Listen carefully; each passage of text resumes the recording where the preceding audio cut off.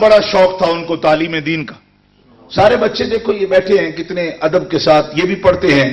ان بچوں کو بھی میں عرض کرنا چاہتا ہوں ان کی خدمت میں بھی کہ ہم لوگوں کو کتنی کوشش کرنی چاہیے، کتنی کوشش کرنی چاہیے حصول علم قرآن کے لیے، حصول علم حدیث کے لیے، حصول علم فقہ کے لیے، دینی علوم کے لیے کتنی کوشش کرنی چاہیے.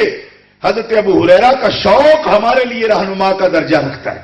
حضرت ابو ہریرہ رضی اللہ تعالیٰ عنہ فرماتے ہیں کہ لوگ مجھ سے پوچھا کرتے ہیں ابو ہریرہ تم تو فتح مکہ کے بعد اسلام لائے ہو، بڑے متاخرین میں سے ہو، حدیثیں تم نے سینکڑوں روایت کر ڈالی. ابو بکر صدیق پہلے مسلمان ہیں، اور جناب حضرت عثمان، حضرت مولا علی اور حضرت عمر، ان جیسے لوگ، ان کی اتنی حدیثیں نہیں ہیں، تیری حدیثیں ہی حدیثیں ہیں، آیا تو بڑی دیر سے. تو حضرت ابو ہریرہ ایک جواب دیا کرتے تھے. ابو ہریرہ فرماتے کچھ لوگ کھیتی باڑی کرتے، کچھ لوگ دکانداری کرتے. ابو ہریرہ آیا دیر سے، مگر جب آیا نہ اس نے دکانداری کی ہے نہ کھیتی باڑی کی ہے، 8 پیر رسول اللہ کی خدمت میں حاضر رہا ہے. یہ سبب ہے، میں نے کوئی کام نہیں کیا. حضور نبی کریم علیہ السلام کی حیات مطہرہ ظاہرہ کے آخری لمحے تک آپ فرماتے میرا کام ہی کوئی نہیں، میں تو مسجد میں لیٹتا ہوں، مکان ہی نہیں ہے، گھر نہیں بنایا، کوئی شوق ہی اور نہیں پالا، کوئی کام نہیں کیا، 8 پیر سرکار کی خدمت میں رہتا ہوں. جب بھی آپ مجلس میں آ کے تشریف فرماتے ہیں گوشت بھرا آواز ہو جاتا ہوں، حضور کی سماعت کرتا ہوں، آپ کی باتیں سنتا ہوں، پھر اس لیے اس کو زیادہ روایت کرتا ہوں. حضرت ابو ہریرہ کا یہ شوق ہے. اندازہ فرمائیے کہ ایک ایک لمحے کی قیمت آپ نے سمجھی ہے نا کہ کتنی قیمتی ہے، کہ میرے پاس میں کوئی بھی اور کام کروں گا سرکار کی حیات مطہرہ میں آپ کا درس مجھ سے جو ہے نا وہ گم جائے گا، میں اس کی حفاظت نہیں کر سکوں گا. لہذا کوئی کام نہیں کیا، اس بارے میں ان کو فضیلت حاصل ہے. اور پھر ایک دوسری بات میں کیے بغیر نہیں رہ سکتا، یہ بھی بخاری شریف میں موجود ہے. عرض کرتے ہیں یا رسول اللہ شوق مجھے بہت ہے لیکن میرا اتنا حافظہ نہیں، میرا اتنا حافظہ نہیں. آپ اندازہ فرمائیے کہ جو لوگ اتنا حافظہ نہ ہو، حدیث پاک میں موجود ہے، بعض طلباء جب پڑھتے ہیں قرآن پاک یا حدیث پاک ان کا حافظہ کمزور ہوتا ہے. بعض طلباء ایسے ہوتے ہیں جن کی زبان میں زغتہ ہوتا ہے، عقدہ ہوتا ہے، زبان صاف نہیں ہوتی، سین شین کا فرق نہیں ہوتا، کیونکہ عربی کا ایک اپنا تلفظ ہے. اور خاص کر کے وہ بچے جو یہاں کے ہیں، یہاں پیدا ہوئے ہیں بچے، ان کے چہرے پر ان کا جو یہ سیٹ اپ ہے نا سارا منہ کا، وہ ایسا انگلش کے تلفظ سے ہو جاتا ہے، سین شین سوادات بڑا مشکل ہو جاتا ہے. تو قاری صاحب کی محنت، ابھی بچے نے پڑھا جس طرح وہ یو کے نون اس نے ادا کیا ہے نا، تو یو میں نون ادا کیا ہے. تو میں بھی ایک دو بوڑھے میرے پاس پڑھنے آ جاتے، یو میں نون کہتے ہوئے میرے 2 دن لگ گئے ان کے ساتھ، یو میں نون نہیں کہہ سکتے. آپ یقین کریں تو جب اس بچے نے پڑھا تو اتنی طرف سے نہیں پڑھا، طرف سے نہیں پڑھا ایسے جیسے مشاق کوئی مجوید کاری پڑھتے ہیں اس طرح نہیں پڑھا اس بچے نے، مگر اس کے اندر جو خوبی چھپی ہوئی ہے اس کے پڑھنے میں وہ میں سمجھتا ہوں. کیوں کہ اللہ کے فضل و کرم سے اب ہر لفظ کو اپنے مخرج سے ادا کیا. یہ ہوتا ہے کمال. یہ طرز لگانا، یہ تغنی کرنا، یہ کوئی کمال نہیں ہے. یہ تو بہت سے ہوتے ہیں وہ لفظ بولنا سمجھتے نہیں ہو، طرز وہ بھی لگا سکتے ہیں. اصل مسئلہ یہ ہے کہ ترتیل کے ساتھ پڑھنا. اور ترتیل کس چیز کو کہتے ہیں؟ ترتیل ویسے تو قواعد کے مطابق پڑھنے کو کہتے ہیں، مگر حضرت شیخ عاصم فرماتے ہیں جو سب سے بڑی قاری ہے، آپ فرماتے ہیں میں قواعد کو بھی ترتیل نہیں سمجھتا، میں یہ سمجھتا ہوں کہ جس طرح ہمارے آقا نے قرآن پڑھا اس طرح پڑھنے کو ترتیل کہا جاتا ہے. کوشش کی جائے کہ اس انداز میں پڑھا جائے. تو گرامی قدر حضرات، میں آپ کی خدمت میں یہ بات عرض کرتا ہوں اور قاری صاحب کو میں بجا طور پر دل کی گہرائیوں سے ان کو خراج تحسین پیش کرتا ہوں کہ جب ایک قاری قرآن صحیح تلفظ کروانے کے لیے محنت کرتا ہے، بار بار طالب علم کو وہی بات بار بار پڑھاتا ہے اور ریپیٹ کرتا جاتا ہے، اور اس میں جو محنت لگتی ہے اس کا شاید آپ کو اندازہ نہیں، یا پڑھنے والا اندازہ کر سکتا ہے یا پڑھانے والا، بلکہ میں کہتا ہوں پڑھنے والے کو بھی اندازہ نہیں ہو سکتا، جتنا کوئی اور معلم ہو وہ اندازہ کر سکتا ہے کہ کتنی مرتبہ بار بار ایک ایک لفظ کو صحیح ادا کرانے میں محنت کرنا. اور میرے آقا کا فرمان ہے کہ جس کی زبان سیدھی نہ ہوتی ہو وہ پھر بھی لگا رہے، کوشش کرتا رہے.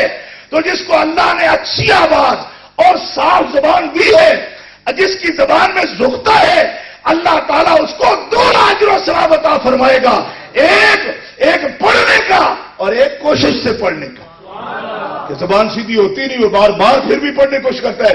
یہ صحیح حدیث میں سرکار کا فرمان ہے کہ جتنے جہد سے پڑھا، جتنی اسٹرگل کی اس نے، جتنی کوشش کی اس نے، اس کوشش کے نتیجے میں جو آدمی اپنے زبان کو ٹیڑھی بھی ہو تو سیدھی کر کے پڑھتا ہے، اللہ تعالیٰ اسے بے شمار اجر و ثواب اور زیادہ عطا فرما دیتا ہے۔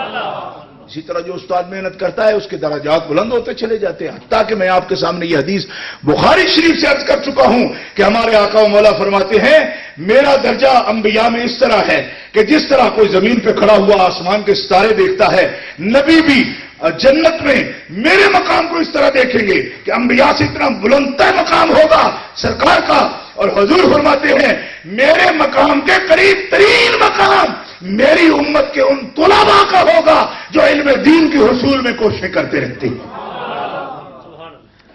یہ بات جو میں نے عرض کی اس پر کئی دفعہ اعتراض ہو چکا کہ تطبیق سمجھتے نہیں لوگ، وہ کہتے کس طرح جی انبیاء کا مقام ادھر ہے، یہ طالب علم ادھر ہو گیا تو بہت اونچا چلا گیا، انبیاء سے بلند ہو گیا۔ اس کا جواب میں اکثر عرض کیا کرتا ہوں کیونکہ تطبیق ضروری ہوتی ہے، حدیث بیان کرتے ہوئے ایک مفہوم مخالف ذہن میں آ جاتا ہے، پھر اس سے الجھن پیدا ہو جاتی ہے بجائے کوئی بات سمجھنے کے۔ تو اس کا جواب یہ ہے کہ طالب علم اپنے درجے میں اگر انبیاء سے اوپر جاتا ہے تو یہ ان کی توہین ہے، لیکن طالب علم تو حضور صلی اللہ علیہ وسلم کے درجے میں آپ کی طفیل جا رہا ہے۔ انبیاء کے اپنے مستقل درجے ہیں، اس کا اپنا مستقل درجہ نہیں، یہ تو طفیل ہی بن کے جا رہا ہے۔ اور آپ کو پتا ہے کہ کسی بادشاہ کے طفیل جو جاتا ہے تو اس کا صرف پنکھا ہلانے والا بھی تخت کے اوپر کھڑا ہوتا ہے، جبکہ وزیروں کی کرسیاں نیچے لگی ہوتی ہیں۔ تو کسی وزیر کو اس بات پر تھوڑے غصہ آتا ہے کہ دیکھو ہے ماش کی قسم کا آدمی پڑا ہوا بھی کوئی نہیں، اور یہ تو تخت پہ کھڑا ہے، ہم نیچے کرسیوں پہ بیٹھے ہیں۔ ان کو پتا ہے کہ یہ اپنی پوسٹ پہ نہیں ہے، یہ اپنے منصب پہ نہیں ہے، یہ تو بادشاہ کے خادم کی حیثیت سے وہاں پہنچا ہوا ہے۔ فرمایا اسی طرح طالب علم اپنے مرتبے میں انبیاء سے نہیں بڑھ سکتا، انبیاء سے کوئی بھی نہیں بڑھ سکتا، لیکن جب یہ طالب علم مصطفیٰ کے دین کے خادم کی حیثیت سے گیا تو حضور کے تو فعل اس کو یہ مقام عطا فرمایا۔ سیدنا ابو ہریرہ رضی اللہ تعالی عنہ نے یہ بات عرض کی، یا رسول اللہ میں بھی سماعت تو کرتا ہوں لیکن میرا اتنا حافظہ نہیں، بڑی عمر تھی آپ کی کافی، تو بڑی عمر میں یہ مسئلہ ہو جاتا ہے، بندہ اتنا حافظہ نہیں جتنے ان بچوں کا حافظہ ہوتا ہے۔ اچھا بچوں کے لیے بھی ٹیلی ویژن بڑا نقصان دہ ہے، میں آپ سے یہ کہنا چاہتا ہوں کہ جو بچہ زیادہ ٹی وی دیکھا کرے گا اس کے ذہن میں اتنا جگہ نہیں رہے گی۔ آپ نے دیکھا کمپیوٹر پر بھی کہتے ہیں نا سپیس اتنا ہے، سپیس اتنا ہے، دماغ کے اندر بھی ایک سپیس ہوتا ہے، خالی رہے نا تو پھر اچھی باتیں اس میں فیڈ کر لو، اور اگر غلط ملت باتوں سے اس کو سارا آپ نے بھر دیا، پہلے ہی فیڈ کر دیا کہ جناب ڈرامے بھی ڈال دیے، اس میں فلمیں بھی ڈال دی، اس میں لایانی باتیں بھی ڈال دی، یہ پروگرام دیکھو وہ پروگرام، جتنا لوڈ آپ نے دماغ کو پہلے بھر رکھا ہے نا حفظ میں اتنی کمزوری آئے گی۔ جتنی اپنے ذہن کی تختی کو بورڈ کو صاف رکھو گے اور اسی وقت چاہو گے 2 مرتبہ آیت دہراؤ گے تو اللہ کے فضل سے وہ ذہن میں محفوظ ہوتی چلی جائے گی۔ لہذا اپنے ذہن زیادہ مصروف مت کرو، اتنے لایانی باتوں میں فضول چیزوں میں مت لگاؤ کہ ذہن بوجھل بن جائیں اور وہ صفائی نہ رہے اور جلدی وہ جو ہے نا حفظ میں کمزوری آ جائے۔ گرامی قدر حضرات، جب آدمی بڑا ہو جاتا ہے تو بہت سی باتیں آتی ہیں، دماغ میں خشکی بھی آ جاتی ہے۔ سیدنا ابو ہریرہ عرض کرتے ہیں یا رسول اللہ میں کوشش تو بہت کرتا ہوں لیکن بھول جاتا ہوں، یا رسول اللہ میں چاہتا ہوں میں جو بات آپ کی سنوں مجھے بھولے نہیں، نہ بھولے، میں یہ چاہتا ہوں۔ اب آقا کا کمال دیکھو، یہ صحیح بخاری شریف میں حدیث، لوگ اعتراض کرتے چلے جاتے دیکھو جی تم اپنے طرف سے حدیث یہ بیان کرتے ہو، فضائل بیان کرتے ہو، اور میں نے کہا جو اپنی طرف سے نہ کریں وہ بھی مانتے تو تم ہو نہیں، کیا فائدہ ہے؟